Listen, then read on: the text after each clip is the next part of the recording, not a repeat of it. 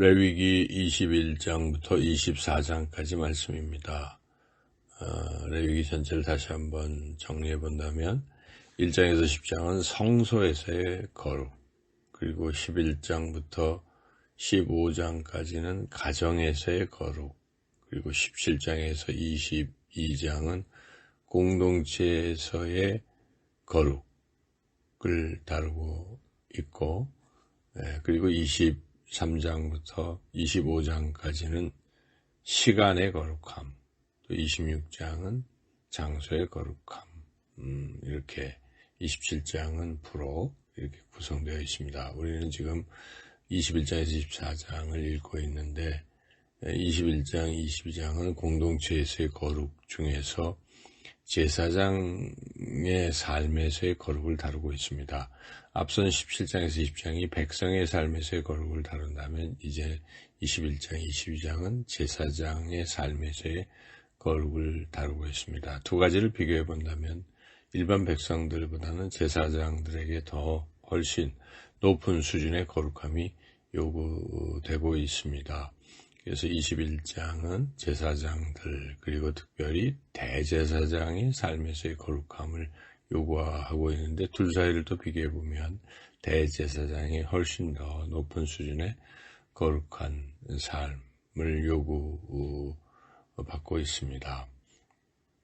예를 들면 제사장은 자기 직계 가족 외에는 타인의 장례식에 참여해서는 안 되는데, 대제사장은 부모가 돌아가셔도 장례식에 참석할 수 없을 정도의 높은 그런 거룩을 요구받고 있습니다.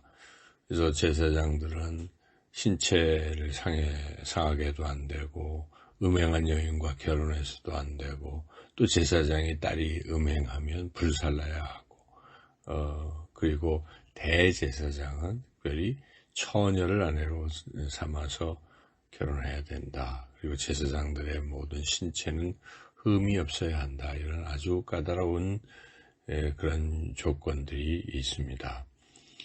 이제 22장은 이 제사장이 음식을 먹는 것에 대한 규정인데, 음식을 먹을 때 역시 거룩해야 한다는 것을 다루고 있습니다. 이제 23장에서 보면 23장, 24장 시간의 거룩함인데, 23장은 특별한 시간들의 거룩함, 24장은 일반적 시간의 거룩함을 다루고 있습니다.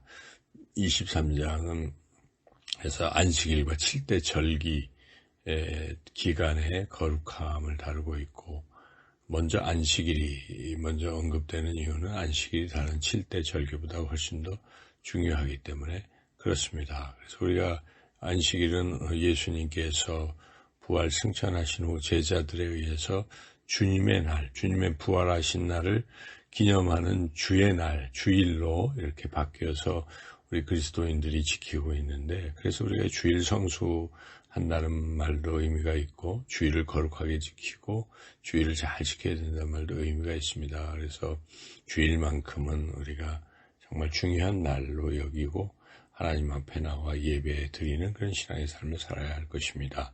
이제 다른 7대 절기들, 유월절, 무교절, 초실절, 칠칠절, 나팔절, 대속제일, 초막절, 이 7대 절기는 구약 시대로 그치는 것이 아닙니다. 이것은 예수님이 오셔서 이것이 다 예수님의 절기들로 연결됩니다.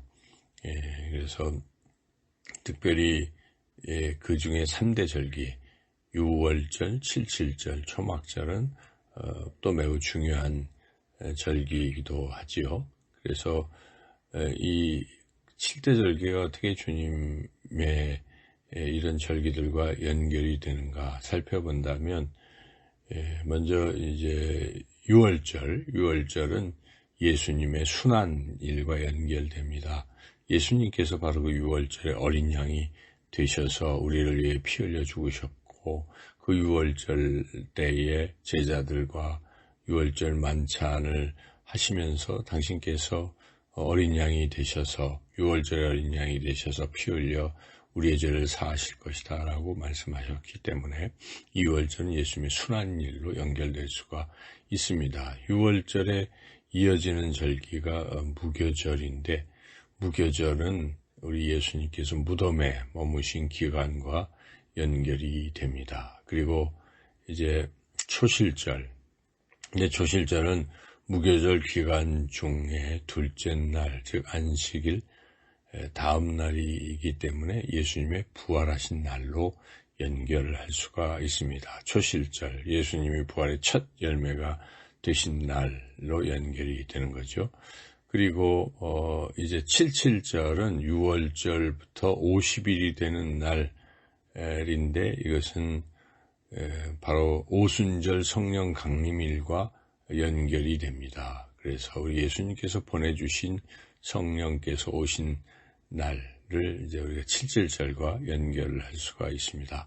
나팔절은 이제 새해 첫날에 지키는 절기인데, 이것은 우리 예수님께서 재림하시는 것과 연결할 수가 있습니다. 예수님은 나팔 소리와 함께 이 땅에 재림하실 것이기에 그 나팔절은 곧 주님의 재림의 날로 우리가 연결할 수가 있을 것입니다. 그리고 특별히 대속죄일은 이스라엘의 죄를 1년에 한 차례 용서받지 못할 죄도 그날 용서해 주시는 날인데, 우리 예수님이 우리의 모든 죄를 다 속해 주셨다 하는 것을 상징하는 그러한 날이기도 합니다. 그래서 그렇게 우리가, 그리고 마지막 초막절은 이제 이스라엘 백성들이 하나님이 돌봐주신 것을 이제 감사하는 그러한 절기인데, 우리도 우리 예수님께서 우리에게 베풀어 주신 그 은혜를 또 우리가 감사하는 절기로 지켜야 할 것입니다. 그래서 우리는 구약에 나온 이 절기들을 무시할 것이 아니라 신약의 주님의 절기와 연결시켜서 이 절기에 따라 잘 지키고 나가야 될 것입니다. 그래서 우리 오늘날도 개신교는 이런 절기별로 이렇게 52주를 이렇게 쭉 나누어서 기억하고 지켜나가고 있습니다. 절기의 핵심 예수님이시기에 우리가 주님을 늘 날마다 깊이 생각하고 주님과 이런 만나는 삶을 살아야 하겠습니다. 항상 우리 하나님과 성부, 성자, 성령 하나님과 우리가 교제하고 또 그 교제가 끊어지지 않도록 늘 살아가야겠습니다.